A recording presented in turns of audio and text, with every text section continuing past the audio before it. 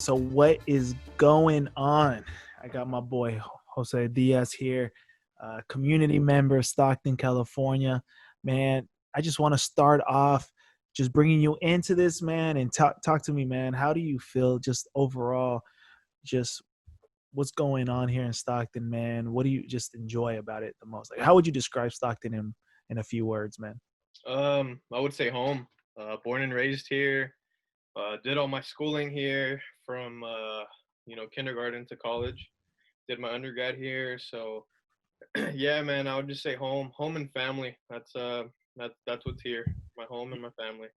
It's crazy. We're gonna start off with this episode, man. We're class of 2011, so you and I we graduated 10 years ago. We're hitting our 10-year reunion. Like, first off, man, before we talk about this, like, we should have had this 10-year reunion, unfortunately. But like, how was that process like? Planning that out, man. Planning it out. Well, fun fact. I'm actually supposed to be planning our 10-year reunion because I think I'm an officer. So me and Jessica Ramirez. So that's kind of funny that it sits on us to go plan it. But with COVID, man, it kind of messed everything up. I mean, class of 2010, I don't think they had the reunion in person. Obviously, they had it via Zoom. So, Mhm. I mean, I think that's what we're gonna have to do is do it over Zoom because this whole COVID thing has everything out of whack. Yeah, man, it's changed up the whole dynamics of planning. Like, I have coworkers that are getting married and stuff like that, and it changed up their. I got family members that are getting married too, and that's changed everything up. That. So, uh, but you know, how would you? I guess starting off everything. I know it's been 10 years since we graduated high school, but just how has high school, like, from you substituting, you've substituted a little bit to now, or to when you were in high school, like, what has changed for you when you've, like, looked at like, public education from 10 years ago to now? I mean, it's crazy how much it changed, man. I know I went to go sub for Shepherd, our high school teacher, actually econ and Go. government, kind of the subject that you teach now. So, I mean, they were relatively good kids. I mean, they were the TLC class, so I kind of have ties with that, and I thought they would be very well behaved, but I forgot how loosely Shepherd ran his class, so they kind Yeah. of they kind of got to do whatever they wanted, and there was a little more leeway. So anytime you get a sub, it's just kind of like, well, let's have a free day. We can do whatever the heck we want, and um, it was just a different dynamic, man. I was there for 2 days and didn't get that relationship or that rapport, um, Mhm. and I was just kind of there babysitting.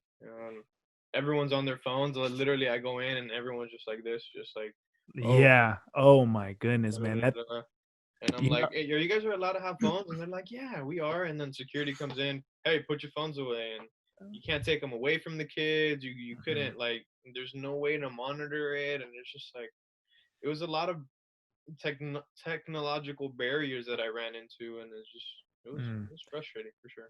And like, for any substitute teachers, like, or some teachers that are wanting to plan, like, they want to plan a career and they want to go that teaching career mode, like, being a substitute is probably the hardest thing today. I think it's probably been harder than any other time, because it's, you know you don't have any right. First of all, we remember when we had subs, what we knew, we didn't have to take that day seriously, right? Like, Huh. but now, like, the regulations of, like, phones and all that, it makes it harder for the teacher or the substitute teacher to really regulate. And what are they going to do? Give me your phone. What's going to happen? Did you ever tell a student, yo, give me your phone? No, I don't. I was told that we couldn't take them anymore. And I was like, all right, cool. But I really taught seventh and eighth grade more while I was subbing. So they didn't.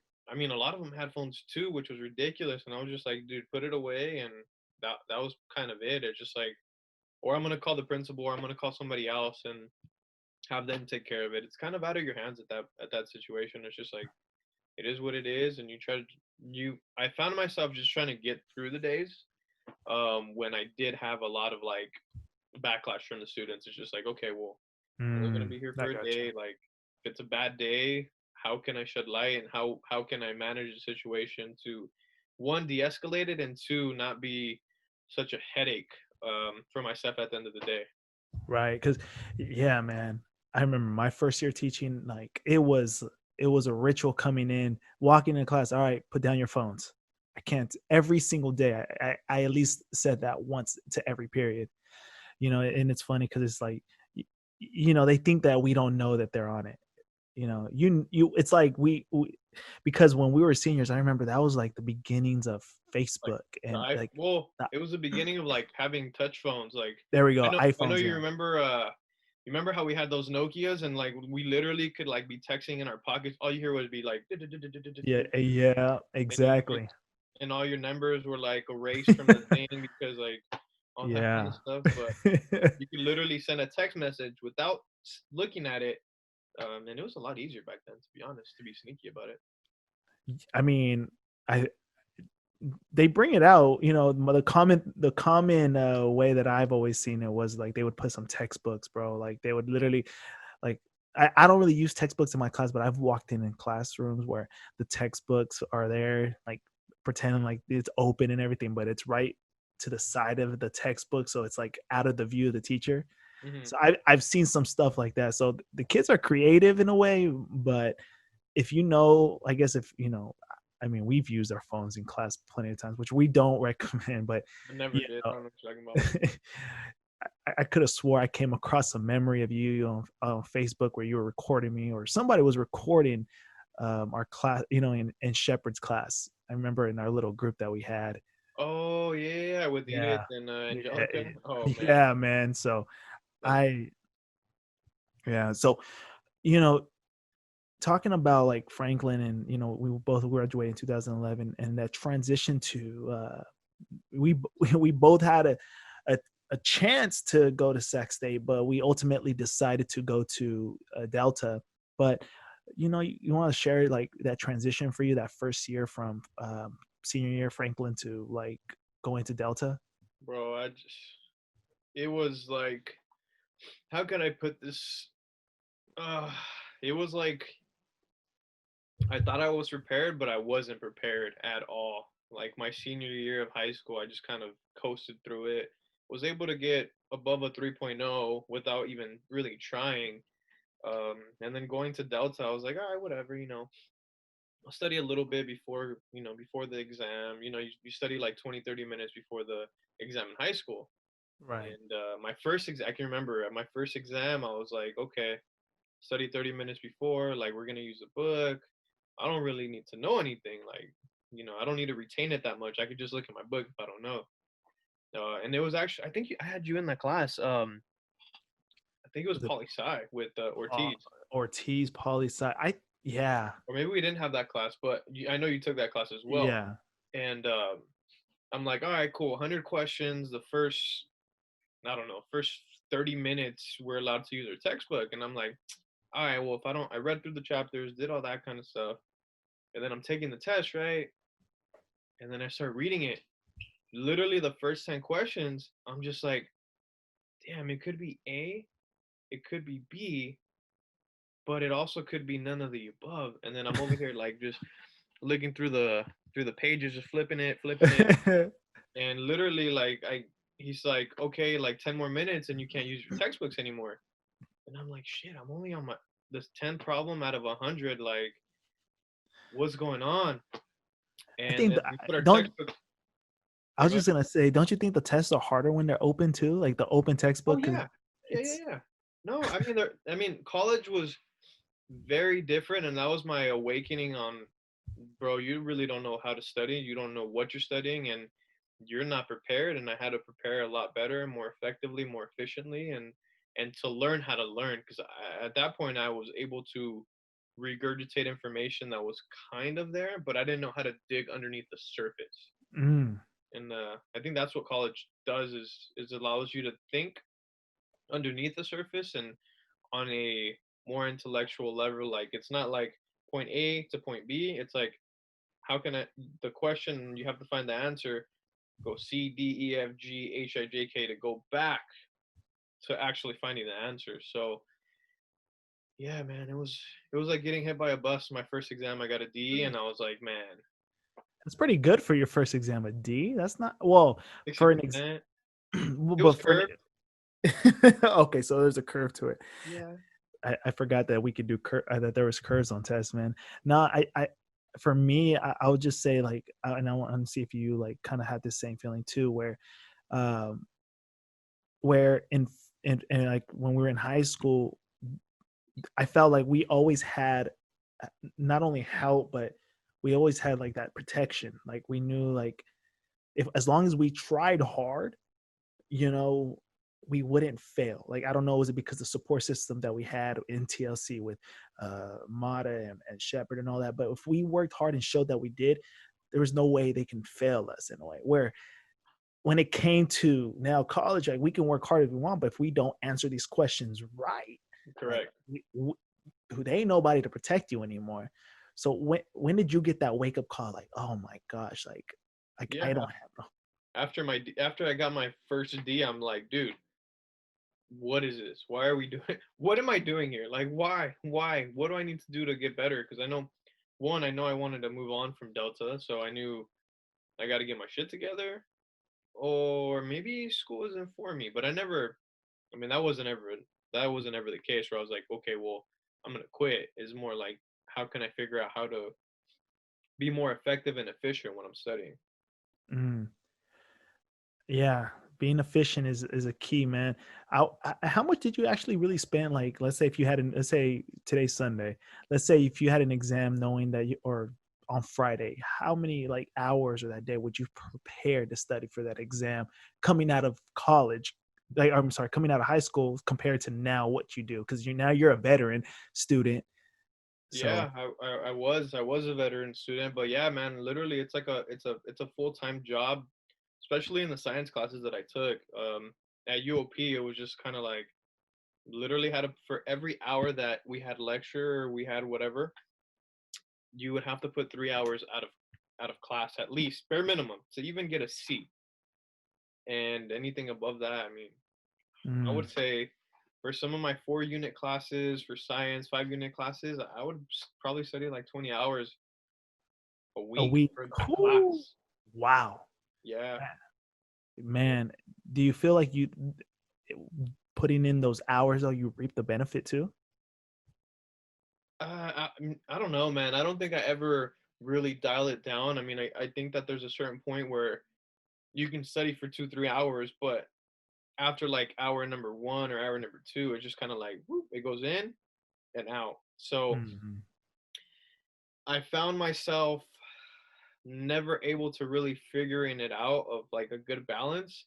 I procrastinated quite a bit, but being in the CIP program, I had a lot of help, a lot of support, and a lot of people that were taking the same classes that I was able to, study Mhm. with, and them keep me on my toes and on my stuff about studying and always studying. So Yeah, because I mean, before we get to the CIP, I know that Delta, we spent some time there. I know I spent at least, what was it, 3 years, I think? Yeah, I got 3 years at Delta, and it wasn't until my second year. I think the second year for me was my wake up call because the first year, that I remember that first year we had it was nutrition that we had together, and that was one of those classes I think that I was just like, man, like tests were 75 to 100 questions. I'm like, what for? Multiple choice. So we were struggling just to get that B or C grade. But it wasn't until that second year, I think the lowest I've ever came out with, and I think in my whole career in education was like, I think it was like a 2.1 or maybe a 2.0. Like I was struggling, and it wasn't until that third year I picked it up. But like, how would you say what was your best year before you went to UOP? Where would you consider like your best year where you're like, you know what, I'm on my game? probably when I got like a 3.7 and I was taking Bio One, Oh, Mexican the American history. yeah. Uh, I was taking like 5 classes and I killed it. Um, yeah, that was probably in 2013 where I was just on top of my stuff and doing well, and And then the next year I was like, man, I'm good. Like, I'm gonna take chemistry, pre-cal, and I think bio, and I took those three at the same time. And then I was trying to play on the pro tour for a while Yeah. too, Oh and yeah. that was bad. I got a C, D, and F. Oh man, we got there's a lot of conversation we're gonna have when it because talking about racquetball in a little bit. Um, and yeah, man, I remember that transition that last year too. But when you just talked about the CIP program, man, and in this show it just talks about nuestras comunidades, how we try to help and try to give back. I know the things that you do, but before you get to that, like, what does so we both went to UOP, University of Pacific here in Mhm, Stockton. We literally, it's funny because you and I just similar backgrounds, man. Coming back, both coming out of East Side Stockton, both going literally to every single school together, mhm. and the fact that uh, we were now entering that school, University of Pacific, the prestigious school here in Stockton, with with the community involvement program, like, what do you consider like what was the great things about being in CIP? When you were in there, because I have a lot of students that actually have applied and gotten in, Mhm. and if they are listening and they tune into this episode, like, what would you say to that freshman or even that transfer student that first are getting into CIP? Try to do as much as you possibly can. All the cohorts, network, build as many relationships as you can, and don't be scared to really volunteer and get involved. The more you volunteer, the more you get out of it. I know it is a scholarship program, and it does pay for a good portion of your tuition. And getting your degree paid for to a certain extent is great, but also giving back to the community, and it also, I found out that the more I was involved, the more I got out of that program. Just finding what I wanted to do, figuring out things that I liked. You know, I would say just be more involved.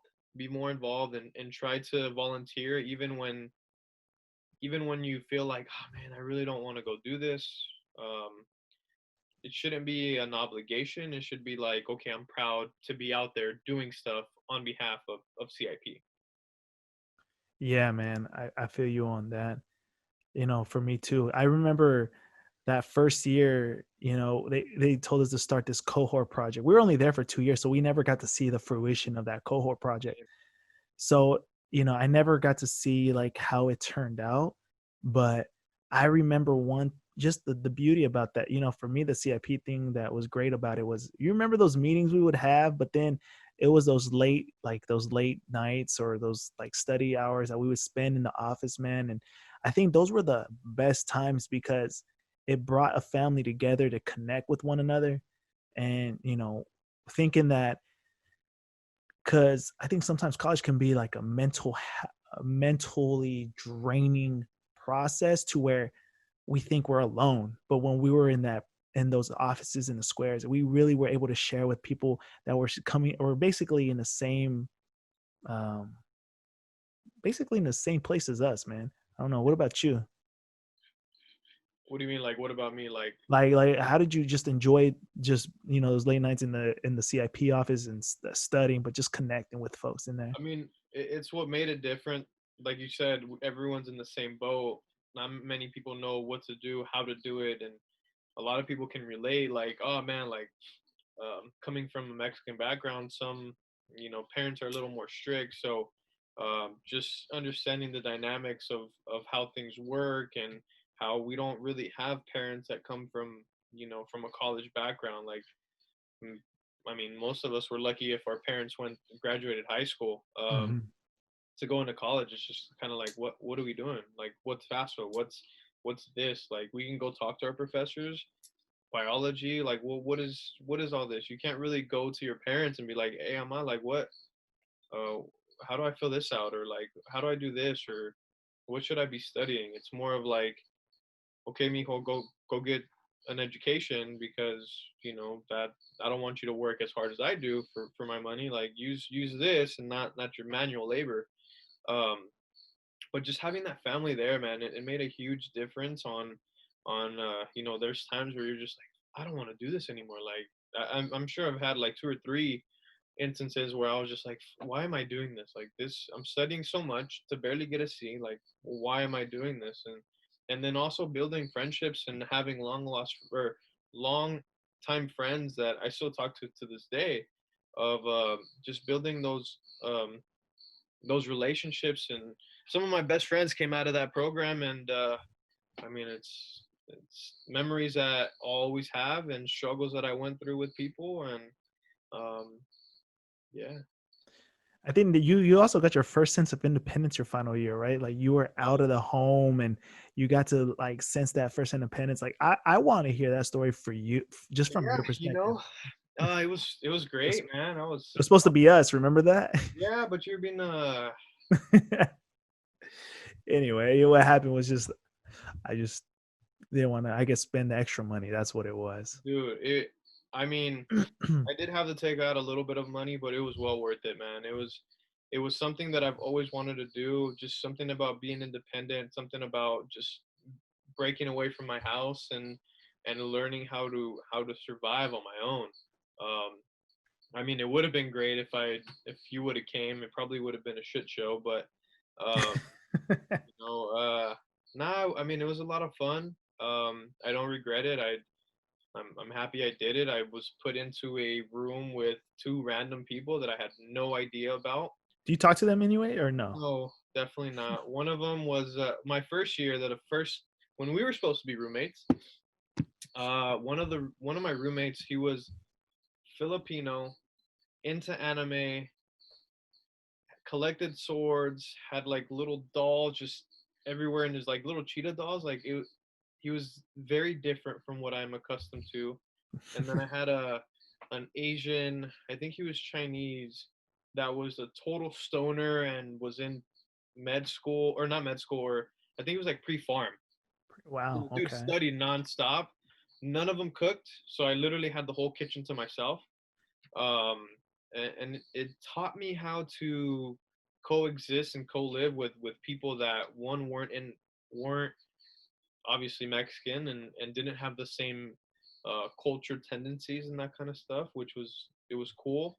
Um, and similar, man. I also, the next year I lived on campus as well. I was able to pick one of my or all of my roommates. I lived with one of my boys from CIP, which B, um, right? yeah, B, he's still my boy. He very similar backgrounds, kind of. He was in CIP. I also lived with Mark, also in CIP, and then some other dude came in that was just kind of a random. Me and him kind of clashed a little bit, but it was a learning experience, and just culturally it was very different. But I learned to understand and accept people for who they are, and being able to live with different people, different cultures, and Mm. different ethnicities. Yo, man, you got to grow in that area, not only from your travels, but you got to connect and live with people. That must have been different for sure. Yeah. Um, when you say you clashed, though, if you don't mind me asking, is that clash because they got into your personal space, or just Oh, they were because just they didn't take out the garbage. They wouldn't wash the dishes. yeah, You the probably would have done. You probably would have not taken out the garbage. Probably not have washed the man, dishes. man, I'll tell you this, even though it took me forever to move out, it's crazy the traits that I carry from home, man. Like we both come from a very strong Mexican background and Mexican household. One thing though, my mom keeps everything clean. So I would literally, like, to this day, like, me da ansia if I go to sleep and I know there's dishes in the sink. I Mhm. can't do it. I can't do it. So I carried that home. That's funny. That's Honestly, like I know I would go over to your house a lot growing up as a kid, uh, and I would remember that you would eat or whatever. Like honestly, your mom would pamper you guys. Like would make your lunch, would do all that stuff, put your plate down, put everything, and then you would leave your plate, which kind of just baffled me. I was like, your plate, and then your mom comes and picks it up. I'm like, Man, I bro, you were spoiled. Look right. oh, absolutely. I no, absolutely, 100%. I today to this day will say how much, like, I was a mama's boy, but still just spoiled to the core. I think that's any of us, man. Like, I think one thing about our culture, man, is that, and this is just me, like I'm grown now that I can see it from the outside lens, is not appreciating our parents what they do for us right Yeah, now. Like, uh, I'm not saying like Marie doesn't cook for me or clean for me. She cooks and cleans, but one thing that I know is that that's why she got that ring. yeah, no, it's the expectation that from my mom that I knew this is what she had to do. This was her job, but realizing she was more than that. But I think just for like the kids today that are growing up in a very strict Mexican household, like my parents were strict at 100%, but like I had this expectation of taking advantage of them so much. I don't know. Did you do? How about for you? What do you mean, like as far as like? Like when growing up, for you. Yeah, I mean, we kind of come from, like you said, similar backgrounds where it's more of a traditional role of like the man, you know, Works. is the bacon or brings home the bacon, Yeah. and the mom cooks and cleans and holds together the household. Um, and I think those are traits that we look for in our partner and that kind of stuff. And I think we've developed a more of a 50-50 role, and not just like, the male is always dominant, the female just does everything the male tells him to do, that type of stuff. But Hmm. there's certain traits that you look for in your partner that you want them to take care of you. You want them to do not exactly how your mom would be, but be willing to do things that you like, and that your mom, someone that can take care of you the way that you want to. Let me rephrase that. Someone that could love you and take care of you the way that you want to be loved and taken care of. I like how you were cleaning it up because you don't want to be held to that. Um, Yeah. so, I want to carry on. I don't want to take up too much of your time, but I know that I think one of the biggest things is here in Stockton. I think the last statistic that I read, and I could be wrong, but it's like, I think it was a 17% rate of college graduation in our city. What do you see? Do you see that as a problem that we don't have like the higher number of college graduates here in our city, or do you just feel like um, success can be seen different? I mean, we know that success can be without having a college graduation, but do you feel like having a college degree can set you to um, to many different um, it just opens up more doors for you Mhm. to just continue and striving for. I want to kind of hear your input on that. Um, so to just piggyback on what your question is, kind of a fully loaded question, but I feel like you can have both, right? You can have success with whatever you do. You don't have to necessarily obtain a college degree. Um, but I think we need to do a better job of, because I mean, school isn't for everybody. Um, there are traits, there are other things that you can do. Some of our more successful individuals, some of the richest people in the world didn't finish college. What does that tell you? You don't necessarily need college unless you're trying to get into something that requires a degree, like a doctor, like a lawyer, like, if you know what you want to do and you want to achieve that and school is needed for it, go to school. All right. If you don't know what you're gonna do and you're just going to school and you don't really know by the second, third year, I would say go work. Go get that life experience and go figure out what it is you want to do. What are you passionate about? Right? Everybody's route is different. But then also offering our kids the benefits of having traits, right? A work, being in the union, going to the military, finding different outlets on how you can obtain success that's not necessarily a higher education. Do I promote a higher education? Of course. Um, the more educated you are, the better. Do you need it? No. I would say it would be nice if we increase that statistic.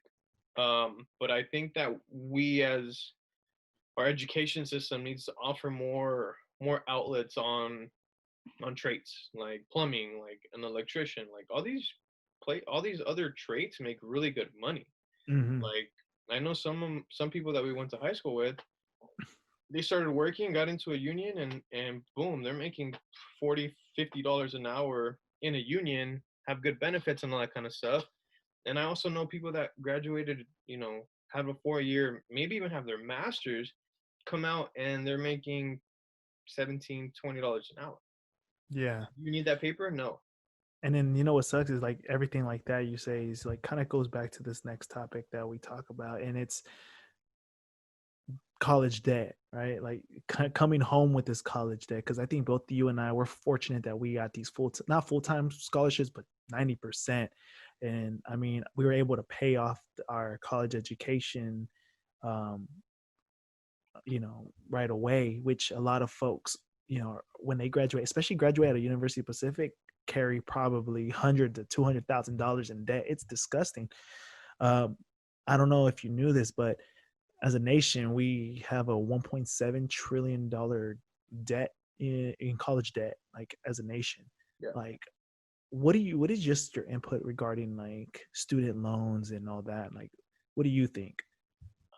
My advice that I would offer to somebody is, if you can pay for high school, if you can have someone else pay for your education, do it. If you know what you want to do and it costs you money to do it and you have to take out loans, do it. Right? If you have no idea what you want to do, if you don't have a passion and you're not a school person and you're going to get into debt and you're not going into something that you care or passionate about, don't do it. Right? Because you can take out and it kind of baffles me too, because you can give a person that is 18 a loan to go to school, right? But you can't give them that same amount of money to start their own business or to start their Okay. to start their own business or something that they want to do and pursue in life. It's like, Mhm. that never made sense to me. Maybe there's a little more background to it, but if you're not set and you don't know what you want to do, figure that out before you go into debt, Dude, right? I never thought of that. You're right. Like simply the government will take a risk on you to finish your degree, but they won't take a risk on you to start a small business. Yeah, Huh. and I mean, it goes back to the fact that I feel like schools now are for profit as opposed to it's a money maker, man. Like people make money from, especially like a private university, like they get money for, we're paying Student loan. them Yeah. to fund sports, to fund other stuff, that to build a new stadium, all that kind of stuff. And it's kind of messed up, but hey, I mean, if you know what you want to do and it requires for you to get a degree and you know you're going to be in debt, but at the end of it's risk reward, right? Like, if you know you're going to be in debt but you can pay it off in 3-4 years, go for it. For me, I knew if I had to be in debt anything more than 10 to 20K, I wasn't gonna go to college. I wasn't I It would have taken me longer to get through, but I was never gonna put myself in a situation, right, where I owe 100K, where I could have put that 100K into a home Mm, possibly, or a new car, or something that would build wealth. You know what I'm saying? And that's one thing that, I have a actually one of our fellow CIP members, like, I seen on Twitter, he posted how much he owes for like law school, and it was like, at the end of it, he's gonna owe like a quarter of a mil after he's done for his law degree. So it's a like quarter a million, 200 and what was that? 250, 250. 250. What is Right? he trying to be? He's a lawyer.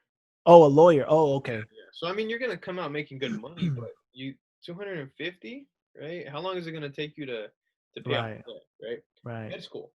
How long is it gonna take to pay off your debt, right? If you're lucky, by the time you're 40, 45 is when you're gonna start to make your real money. And like I said, if you're passionate and you want to be a doctor, I'm not knocking it. I want to live my 20s and 30s a little bit more of, I want to have a little bit of money, but then I also don't want to be in debt. So that was kind of why I decided, college is cool.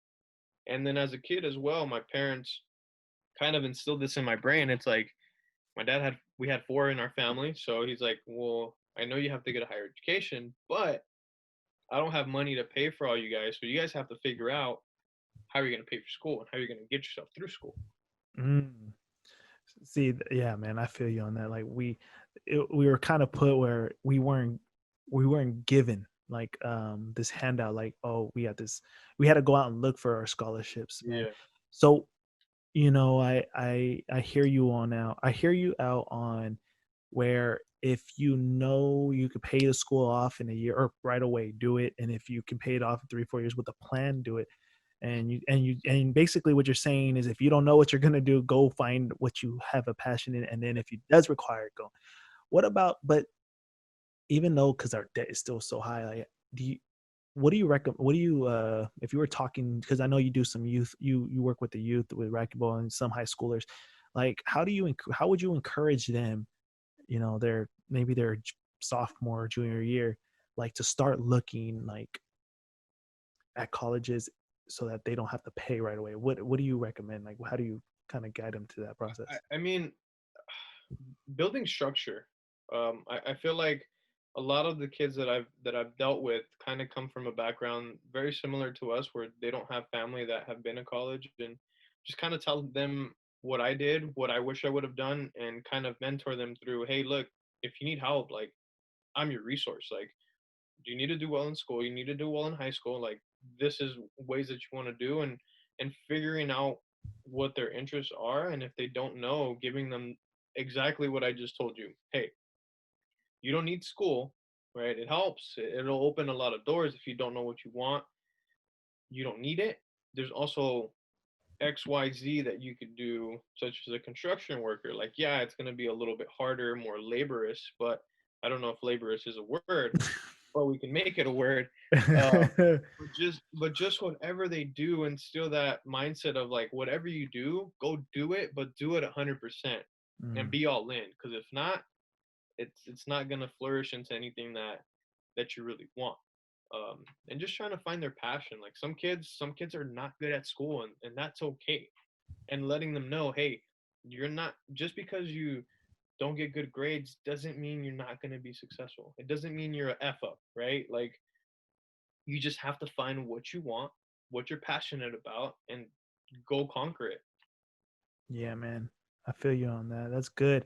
I know that speaking upon like we're reaching like that UOP stage, and man, UOP taught us a lot, right? Not only money management, but I know when I graduated in 2016, and people would ask me, especially when we were traveling, and we'll talk about that, the traveling and other part. But when I was traveling, like a lot of folks, I would say, "Yeah, I'm graduating on a degree," and they go, "With what?" History. What? So yeah, like okay, what was that going to do? But I already had in mind that I would hit the educational realm right away. Mhm. Like there was just something about it. I never thought I was going to be a high school teacher. My goal was to be a professor, bro. And realizing the fact that how much, like, this is what changed my route. Like, would I ever become a professor in the future?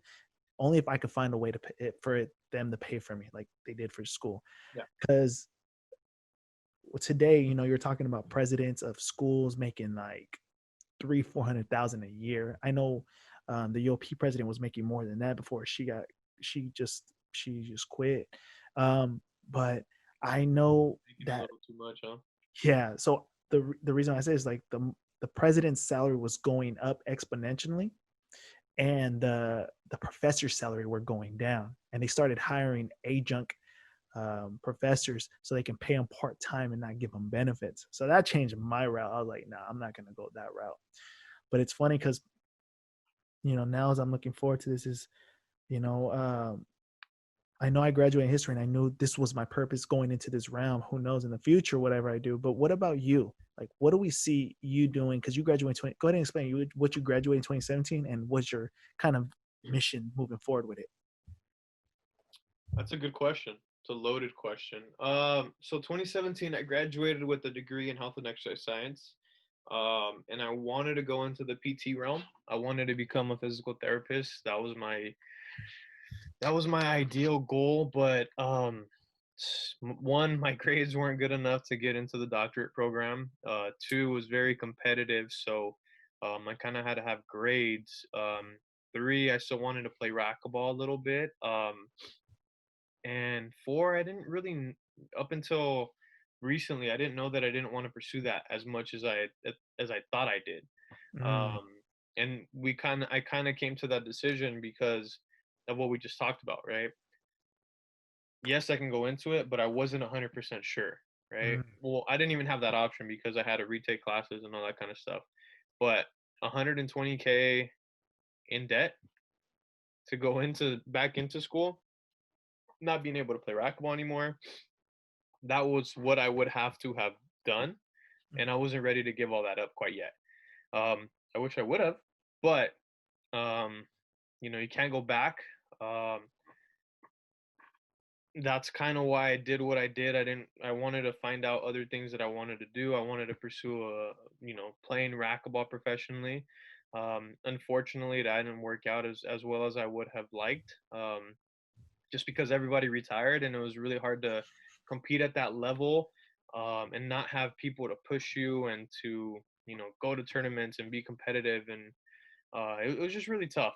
So I tried to do that for a little bit, and now I'm kind of realizing that I want to do stuff with youth. I want to go out into the community. I want to impact kids. I want to show them, this is what I did, this is where I grew up, and you can also become somebody.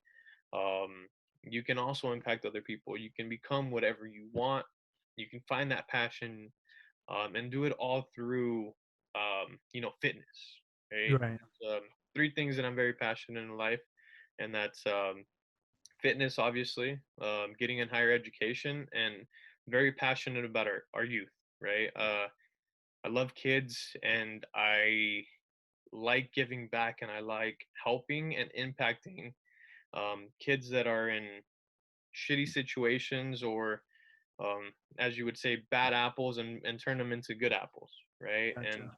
and that's something that you don't see much of. You see the people that want to just go into whatever it is, and make money, and I'm sure that's similar to the teacher situation. There's a lot of teachers out there that we've had that maybe Probably don't shouldn't be really, teachers. huh?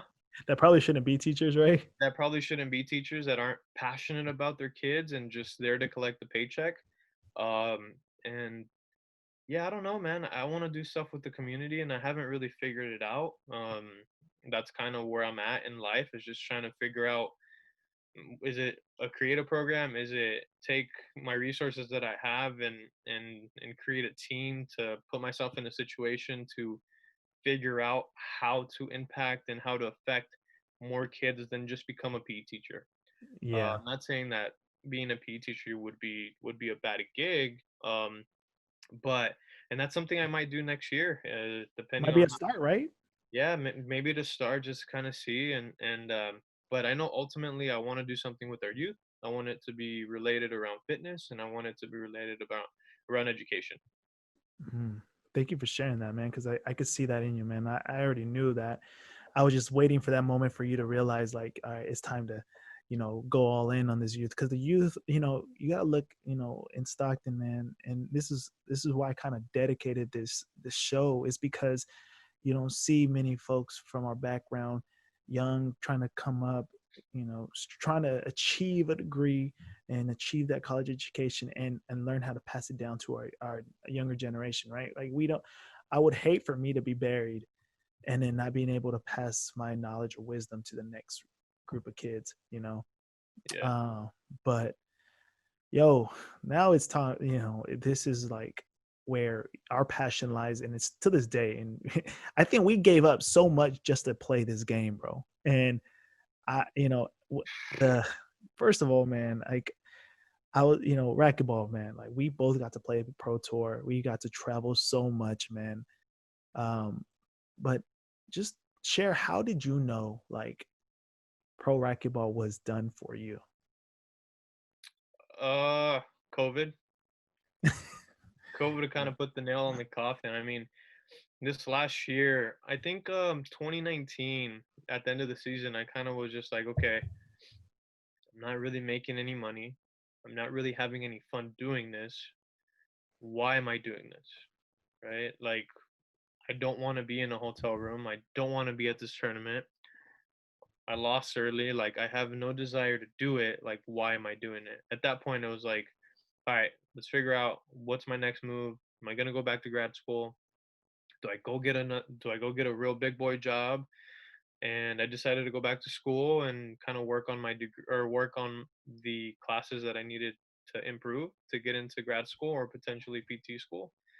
And I started doing that and playing a little bit part time. And I was a trainer for a little bit at a local gym.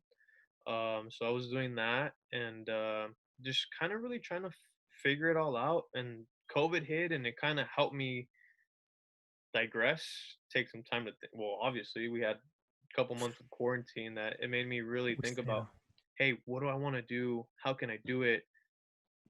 Let me put the pieces together and figure out how I can do what's the next step in my life. And I don't really have an answer. I just have a vision, and hopefully in a year or so, I'm where I want to be, and I'm affecting kids in a positive way or whatever it is. Just keep at it, and that's one thing that like for me, it's like it's cool to make money. Like if I could figure out a way to make money doing it, great. But like there's no better feeling, and I know you can probably attest to this. There's no better feeling like as for me to have a kid and them be a certain way at the beginning, and then Mm, them coming back be like, yeah. hey, you had a reason, like I should have listened to you, like what Yeah. you told me helped me get through this situation, and without your help I wouldn't be where I'm at today. Like hearing Yeah. those words, like it does something to you, man. It's just like man, I impacted that person in a positive way, and like I was meant to be here to help that person at that particular time in their life. Yeah, man. I remember I got cussed out by a student my first week of class, and I was just like, "What am I getting myself into?" But that student ended up turning out to graduate and giving me a huge hug and telling me just how thankful they were of me, And I was like, "Oh, I guess this job does have what people will talk about, how much meaning you give back." Yeah. Yeah, because man, for me, 2016 was that it factor. I remember. Here's the thing: I never really spoke about this publicly. This the reason why I retired. I know I gave like an article and all that, but they never heard it from like what we're doing right now, straight up from me. I never did like a live, and stuff like that. But I just remember 2016, man, bro. Like it was. I had just lost a tournament in St. Louis. Was it St. Louis? Yeah, I think it was St. Louis, and I lost in the round of 16. And Who'd I you lose to? was Perea, I think. I think it was like a five gamer. It was a five gamer. Oh, It was back in the time when we had to play 3 out of 5, but it was a five gamer. Was it Perea or it must have been it was the kid from Bolivia. I don't remember, one of those two kids. Um, and then I lost in the 16s after just winning national or the the doubles in the U.S. Open, and then the following week winning it was like a tier 3 or tier 4 in Chicago. So I was feeling the hype, and then I lose in the round of 16. That was for so in the round of 16 is the first round for me because I was like basically I already qualified. So lost in the first round, and literally I was so much in a bad mood that I applied for a position and had an interview that next week. And I was just like, I'm done. I don't want to do it. And I ended up getting denied of that job. I was like, okay, I have a mission now. I guess it's racquetball. And then I ended up losing again in the 16s. And I was just like, man, it was funny because I had made it to a quarters every single tournament for like probably almost 2 years straight. And then here comes my final year, and I lose in the 16s, two tournaments in a row. But it wasn't until like tax season where I saw how much I made, and I was just like, I almost threw up in my mouth because I was already engaged, and I was like, bro, is this what I'm gonna be providing? And I was just like, nah, man. What was it like for you though, man? Like traveling and being at school full time. Like I gotta get, we both did it, but just explain to me like that whole process, even though you went to like two tournaments. yeah. No, at Delta I was able to do it, and I got up to like 10, 11, and that's when everyone was so playing. So like I was cool, and I was in the right direction and trending in the right direction. But when I went to UOP, Delta was Mm. like playing with kittens and petting kittens and oh, it's so cute. Yeah, To UOP was like a man. very angry, protective grizzly bear that hasn't eaten in 12, 12 months. Um, it was a different beast, man. And it's just like I played two tournaments. I played the U.S. Open and one other tournament. For the rest of the semester, I was playing catch up, and it's just like, what am I like? I just couldn't do it. It was the science classes that I took at UOP, the amount of work, the amount of time having to practice, not having people to practice, having two other you and your brother, um, just strictly doing racquetball, and then not being able to get in with you guys because you guys of my schedule or your schedule, even though you guys didn't have anything to do. Um, but just not having that. When we did have all that group of people in Stockton, it was hard to juggle, bro. And I wish I would have done either or 100% instead of trying to do 70-30, right? Because Mhm. it school would have been a lot better if I didn't play racquetball. And then racquetball would have been a whole lot better if I didn't go to school. So yeah, man, I don't know. It was tough juggling, but I did it. Got my degree. Not playing racquetball anymore, but whatever. It is what it is. And actually, I'm starting to play pickleball now, and I might play a couple of tournaments in the near future. So, You're gonna be a pro in pickleball, bro. I already see it. I have a few folks were calling me today, telling me we need to come out. I oh, was I'm gonna like, whoop that ass. Come, hey, bro, come out because I miss competing against you. I miss kicking your ass and trying to beat you at everything that we do. So we literally, that was our childhood, bro. We just how many times we've competed. The fact that the last tournament we played, you and I, the fact that you beat me, kind of doesn't sit well in just in my system. It was in Modesto. Remember, you beat me in tiebreaker. Um, so man, you remember, huh? Oh yeah, I do. I do. Actually, I remember it vividly. That was a fun time. That was a match, man.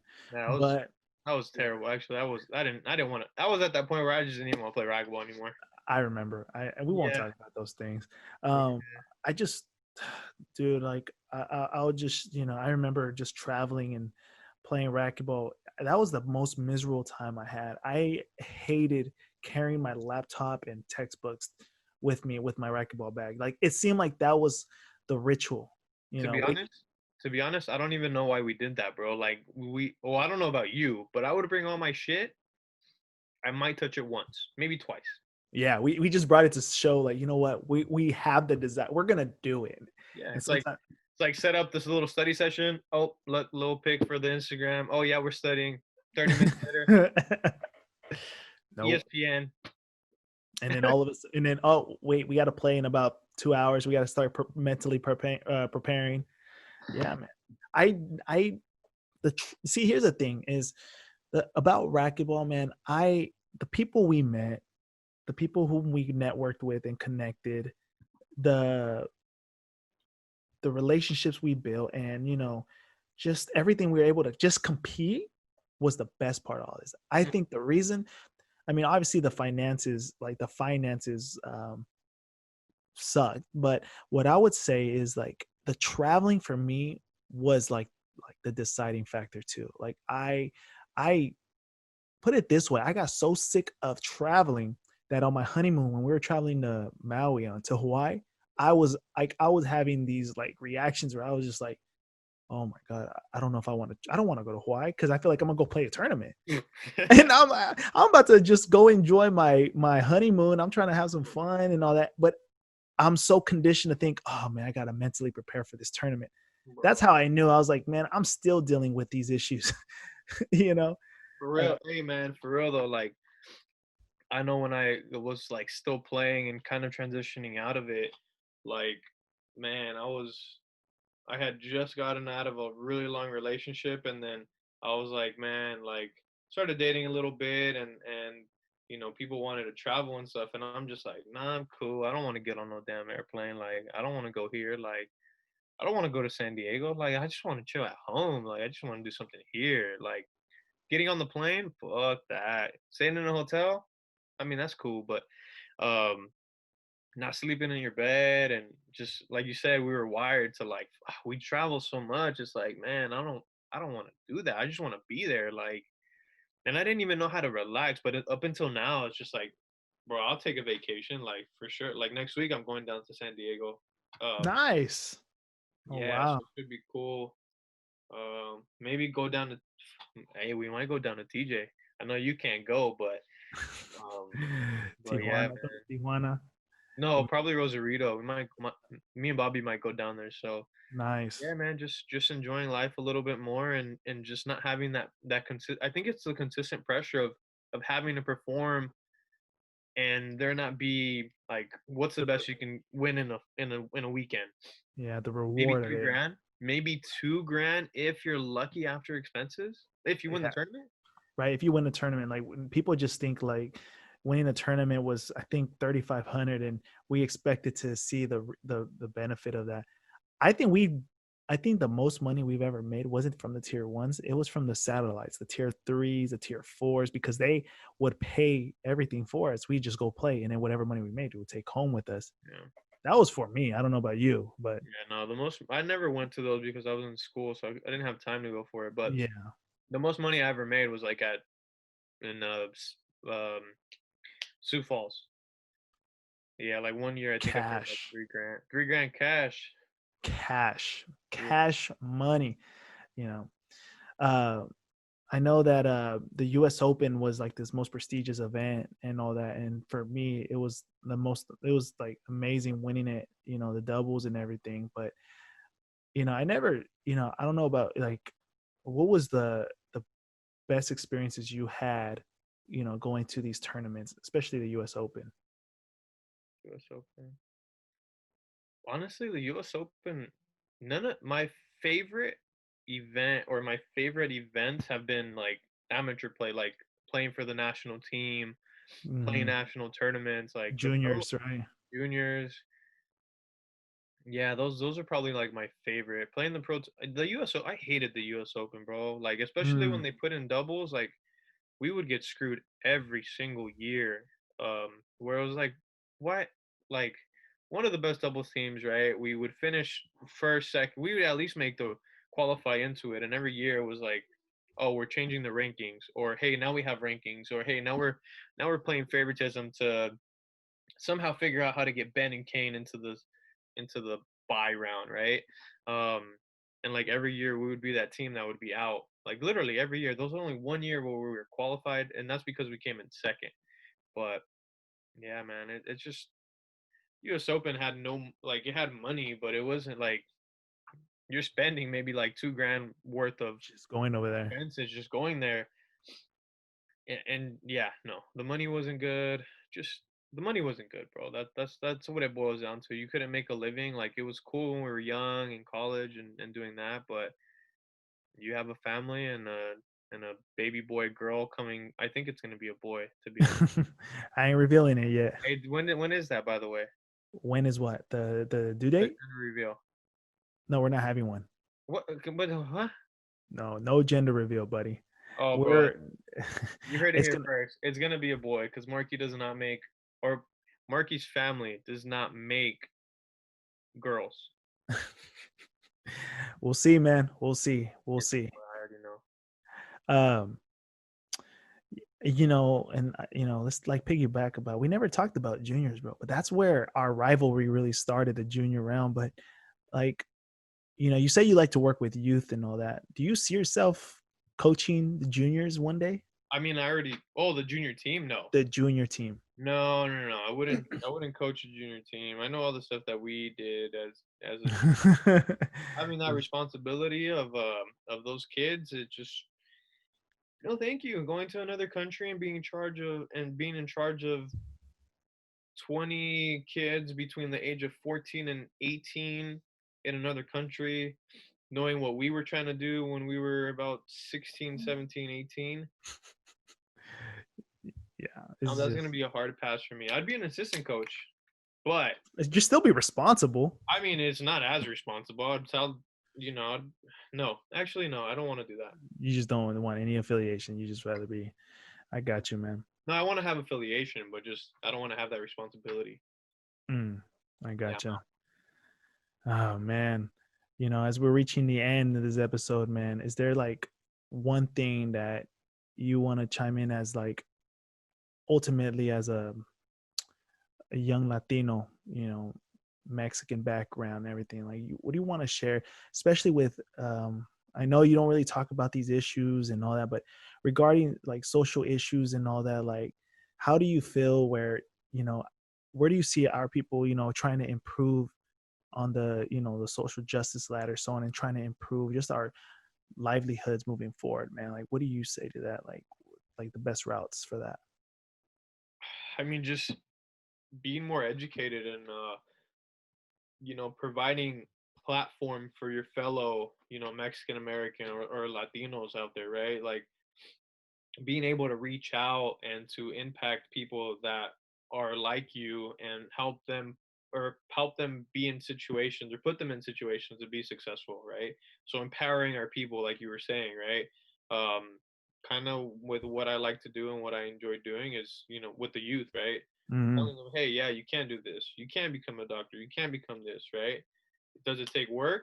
Of course. Is it just going to happen because you say, hey, I want to be a doctor, and boom? Nah, you got to do this, this, and this, and this, and this, and you got Hmm. to bust your ass. So I mean, with anything in life, the more educated you are, the more, and that doesn't mean a college degree, right? Because I think I seen somewhere Elon Musk said, school, like you don't have to go to school, like you can learn anything for free.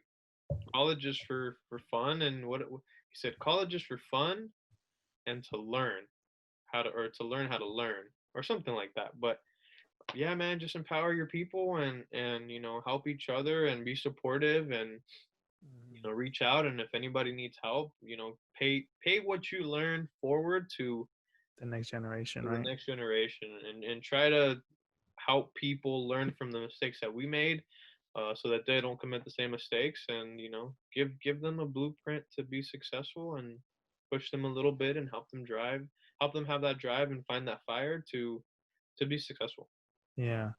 And I forgot to mention this, and I don't know if you want to speak upon this too. Last thing is just too. I always say the last thing, but um, in the last episode that I made, I talked about COVID and COVID-19 and its Uh-huh. impact on nuestra comunidad. But for even for now, there's a certain element where I was talking about it, how it's hurting our people, but now I'm talking about it, how it's even hurting my own household because I got COVID and Bree got COVID, and it was a tough time for us, man. But you know, I if y'all want to check out that episode, it's definitely up in there on iTunes and Spotify. But like for you, like how do you look at COVID and just your experience in that?